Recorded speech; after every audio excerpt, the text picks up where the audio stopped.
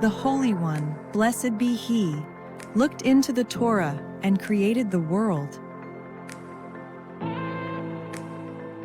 When the Holy One, blessed be He, wished to create the world, He looked into the Torah as an architect looks into his blueprint. When the Holy One, blessed be He, created the world, He did not make a single thing completely perfect, in order that man might repair it after him. Rabbi Shimon Bar Yochai said, Everything that the Holy One, blessed be He, created in His world, requires repair. this becomes simple math. If the world is built from the Torah's blueprint and the world is imperfect, then the blueprint itself contains elements that await our active completion through consciousness, ethics, love, and alignment with divine will. What if God wove imperfection into the Torah itself so that humanity could resolve it through the exercise of free will guided by love? One story in Torah holds particular importance as a mirror we've long avoided. It exposes the humanity of our patriarchs and matriarchs, their greatness and their errors. Yet, for many Jews, admitting that our forebears made mistakes feels almost unthinkable. To question them seems to question God Himself.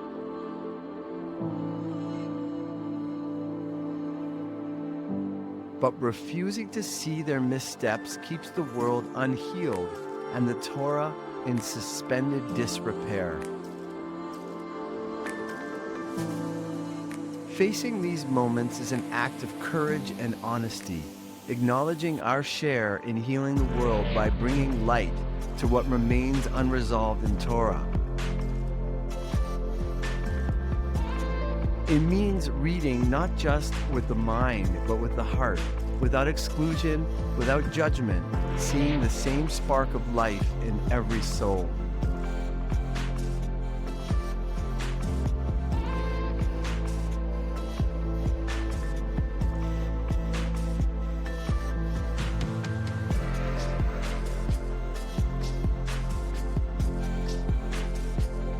The story of Abraham and Sarah sending away Hagar and Ishmael is one such moment.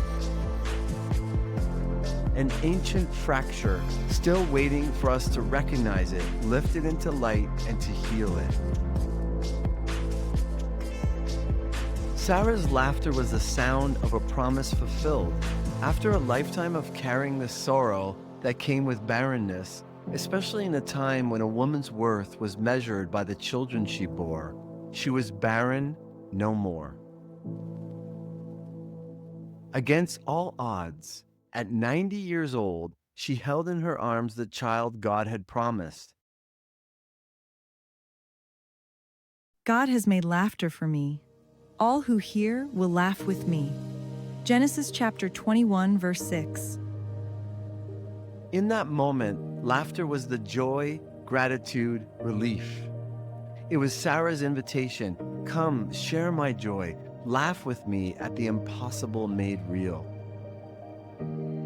But before Isaac, there had been another child, Ishmael, born to Hagar, Sarah's Egyptian handmaiden. Years earlier, when Sarah despaired of ever conceiving, she had urged Abraham to take Hagar so that through her a son might be born and Abraham's line could continue. It was a gesture of faith and of sacrifice. Now, years later, both sons of Abraham were playing together. Isaac, the miracle child, whose very name means he will laugh, and Ishmael, the firstborn. Sarah saw Ishmael laughing, the very laughter she herself had asked the world to share, the very laughter her son was named after. But instead of joy, perhaps she felt a twist within her, a pang of fear that her son's inheritance, his place, his life, might be eclipsed by Ishmael. The same word, mitzachek, that once meant laughing with joy and gratitude, somehow now meant mocking. Laughter became rivalry. Sarah's heart hardened. And she said to Abraham, "Drive out this handmaid and her son, for the son of this handmaid shall not inherit with my son, with Isaac." Abraham was torn. Ishmael was his child too, yet God permitted Sarah's wish, saying the covenant would pass through Isaac. And so the woman and the boy were sent into the wilderness. That is the record, but beneath it lies another truth, the one the text leaves for us to uncover. The wrong done to Hagar and Ishmael has never been reckoned with. We justified it by translating mitzachek as mocking rather than laughing, to defend Sarah's jealousy and preserve our heroes as flawless, because it specifically states that it was God's will. But what if Torah wove in this tension precisely so we would one day have to heal it?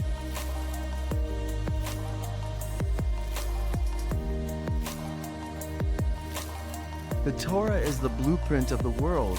Every unhealed wound in its stories repeats itself in our history and in our time. The exile of Ishmael opened a fracture that still runs between nations. Our task now is to correct what our patriarchs and matriarchs could not, to heal the story itself. When we do, the Torah ceases to be fixed in stone and becomes alive again. The spell of Ahriman breaks. The living Torah, long hidden, begins to speak through us. And, as you know, any time that there is a forward movement, the old entraps and strangles like that of the octopi. They also attempt to hold tightly to systems of belief, and the necessity for change is then covered in darkness. What you are seeing now was not meant to be seen until this time. Those words remind us that revelation unfolds in stages. What was once hidden remains so for a reason. Humanity wasn't yet ready for the full picture. Now at last we are meant to see what could not be seen before.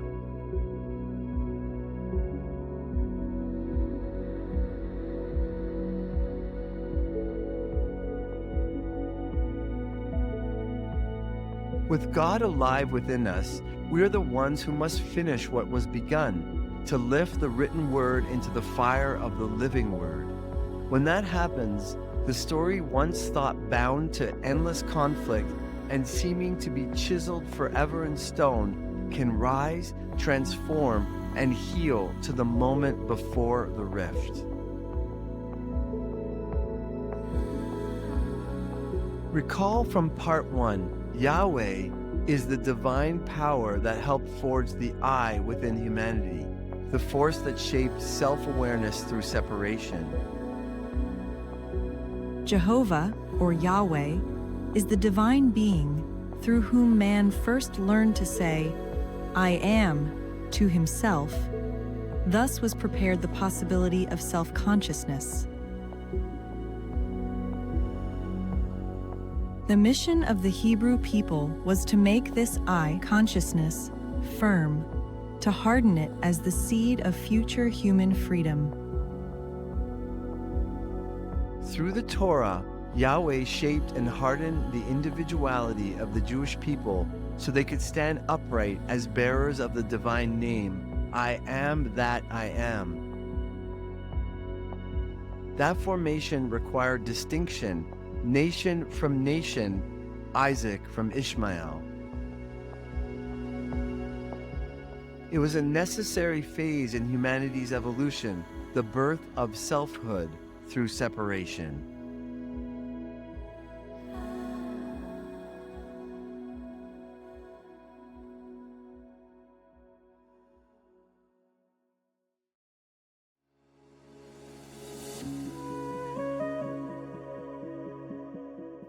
It is easy to see how the Gnostics believed that Yahweh was the evil demiurge that created this world, since his will helped to separate, to harden, to divide, and the world itself was created imperfect.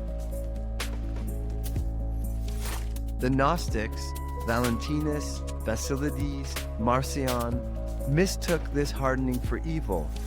Seeing only the shadow of separation, they branded Yahweh the false creator, the demiurge who trapped spirit in matter.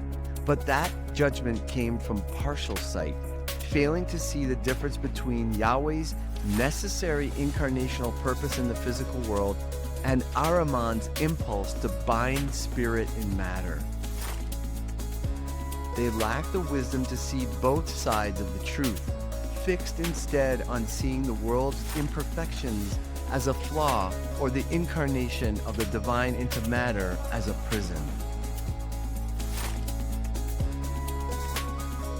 Jehovah was the wise architect of human form and consciousness, not the evil craftsman the Gnostics imagined. What they mistook for imprisonment was the scaffolding of freedom. It was by design. Yahweh's act of division prepared the vessel of the human eye so that in time we might join with the Christ within us to transform what was once divided into conscious unity. Creation of the physical world was never complete, as is, with no chance to evolve. It awaited our participation. The Gnostics erred in that they rejected the divine intention within matter. They believed salvation meant escape from the world, not its redemption. But the Christ came to sanctify matter, not to condemn it.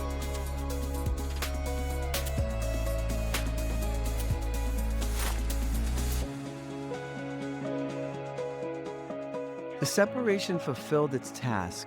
The hardening was completed. Christ incarnated into Jesus of Nazareth when the vessel was prepared. Then begins the softening. The same power that once divided must now reconcile. The recognition of the divine not only within oneself, but within the other.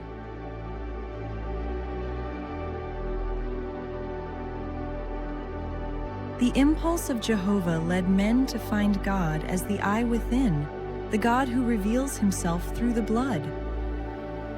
But in Christ begins something entirely new, the power by which the eye can recognize itself in every other eye. Through Christ, what was once the God of one people becomes the God of all mankind.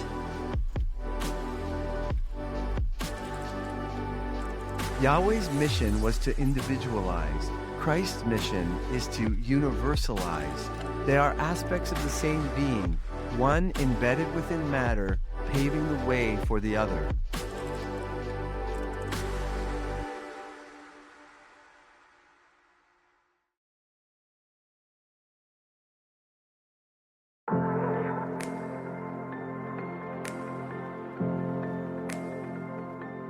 That moment in the desert has never stopped echoing. It was a fracture in the fabric of humanity itself. One son stayed in the tent, the other son was exiled. And though both were born of Abraham, their destinies unfolded as two nations bound in perfect, painful symmetry. Israel's tendency to see Ishmael as lesser, at times even as something less than human, pokes the wound of the very soul of Ishmael, who then rises in fury, demanding justice in blood for the pain of rejection. His rage awakens Israel's fear, and fear hardens into survival at any cost. Ishmael's desire to destroy Israel confirms the story that Ishmael is savage, and the cycle seals itself once more.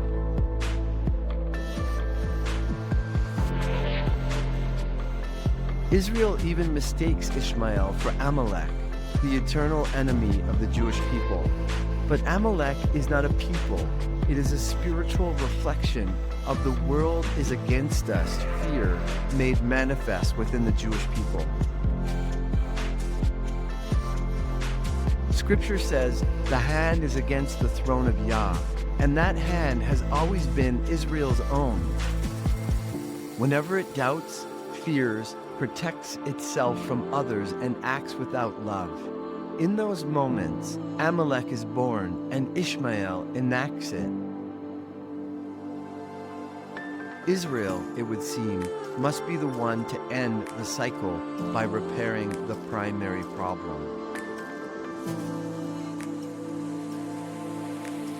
When Israel withdraws that hand, when love is restored among the sons of Abraham, Amalek disappears and the enemy is no more.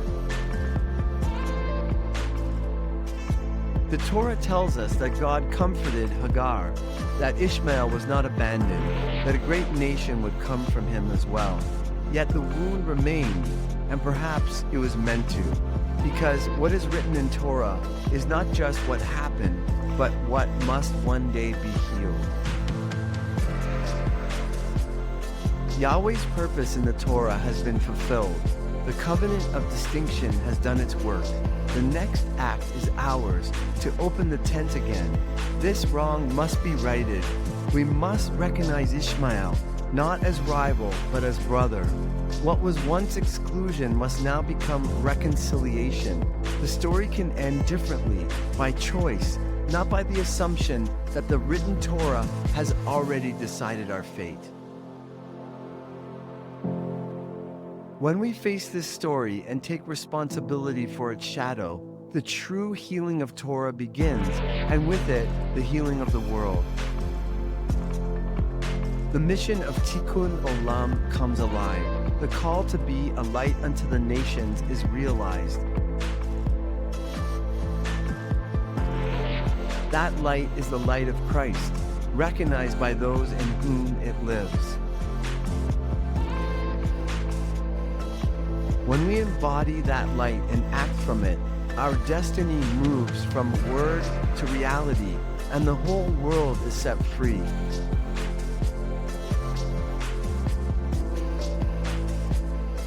A very tall order, but one we were made for.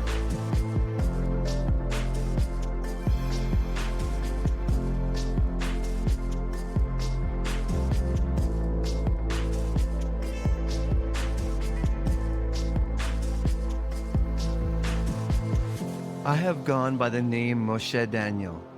I am an Israelite, a spokesman for my brother. Joseph's destiny unfolds in the end of days for the Jewish people and the world.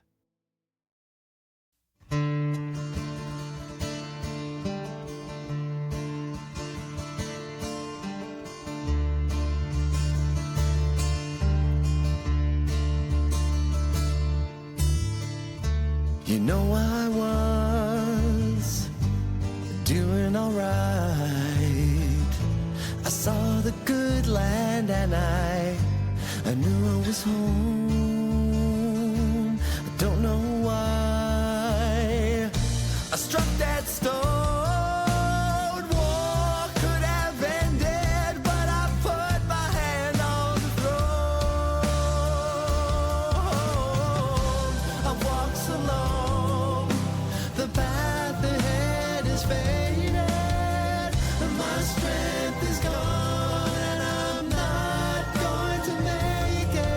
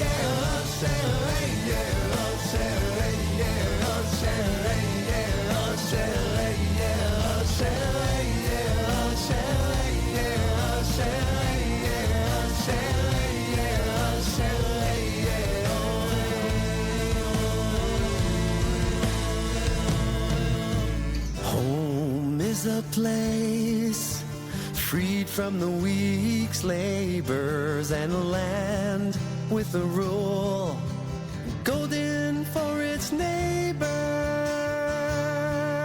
And I ask you now, is there anywhere that'll take me in, where I can rest and not worry about the bite of the scorpion?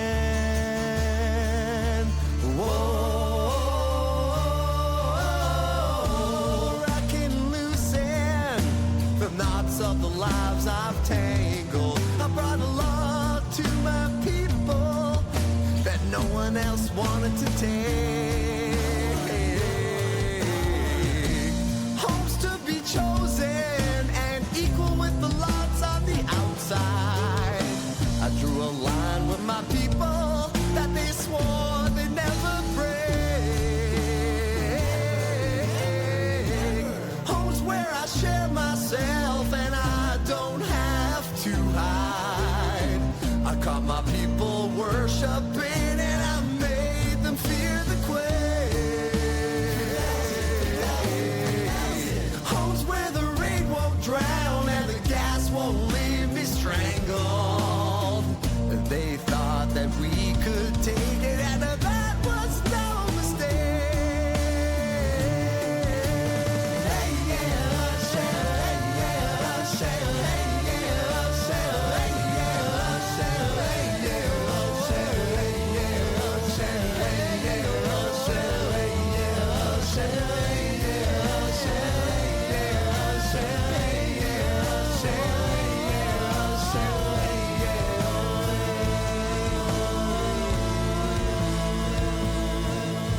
So you have done it through ages and till this day, kept my 5 books like there's no other way.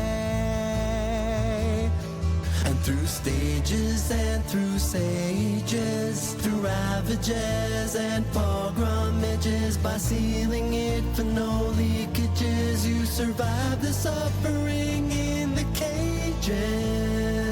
And the suffering came from the pages you put around your minds to see. My words memorized and idolized, like that is all there is to be. And you've suffered at the hands of the nations, jealous because of your separation. The Goyim have been saying and praying to shine and share your light with them. And I will stand face to face with him again as a brother and as a friend. But down I fell through the crack to just see his back and turn to get to Shem. When all there is to be is free, it's not walking around with a guide to see. It's letting everyone be, 'cause that's what the bush said to me.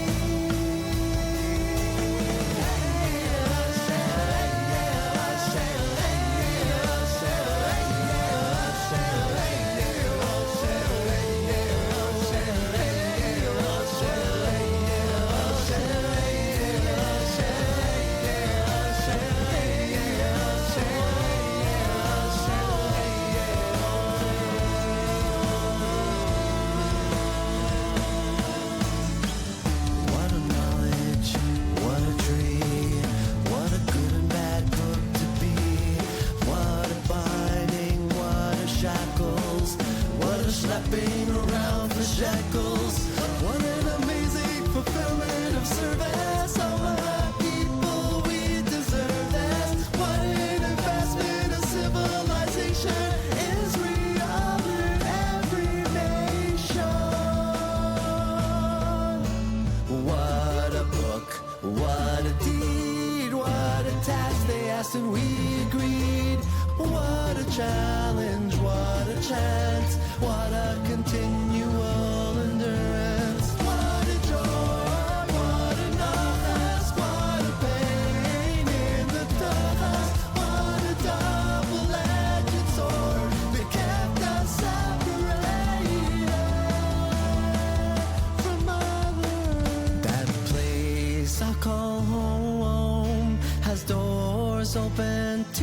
just neighbors, and when they come close, we don't have to hide, nor put the fence around us, nor draw the line for Shabbos. Now I untie the line that's divine, my people that I drew around me and you. So tell me now, will we go this way forever? You with my old way, and me now with a new. 'Cause if that is so, I'll keep my heart so strong and true, while you keep up with no strings attached to the line that I just undrew.